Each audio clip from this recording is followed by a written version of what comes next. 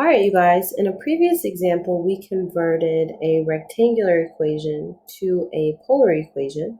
And this time I want to do the reverse. I want to take a polar equation and convert it to a rectangular equation, okay?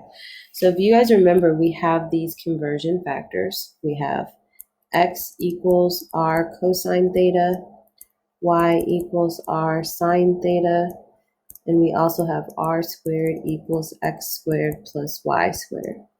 So when you're doing these conversions, remember, you can only replace what you have, okay? So right now, I can't use any of my conversion factors the way that they are because I don't have any equivalent substitutions in my equation. But what I could do, I could multiply each side of my equation by r. That would give me r squared equals 8r times cosine theta. Now, when I look at my equation, I do have some things that match my conversion factors. So r squared is equal to x squared plus y squared. 8r cosine theta is equivalent to x, okay? So I've converted my polar variables to rectangular, okay? And I'm going to set my equation equal to 0, so I'm going to move the 8x to the left-hand side.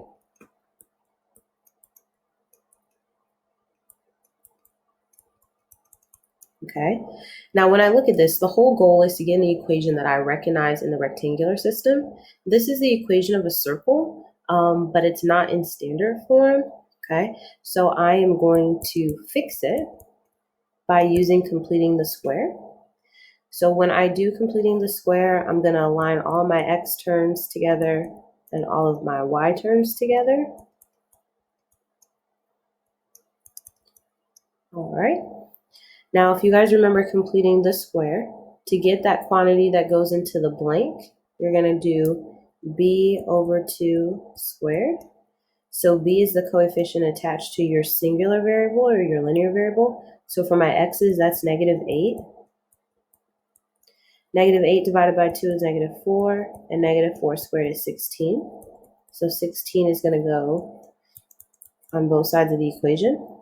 Now, I don't need to do completing the square for y. It doesn't have a linear term. So even if you were to do completing the square, you would be adding 0 to both sides. So you don't need to show that. Okay. Now, when I do that, the part that I did completing the square on should factor. So that's going to give me x minus 4 squared plus y squared equals 16.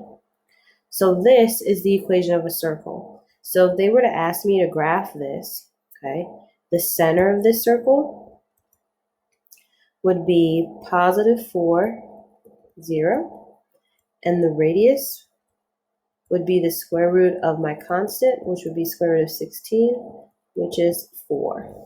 So if I were to graph this equation, the center would be at 4, 0, 1, 2, 3, 4, and I would go up 4 in each direction.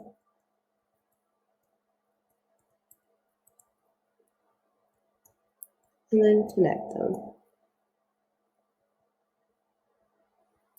Okay, so you can convert equations from rectangular to polar and from polar back to rectangular. Okay, so just be careful.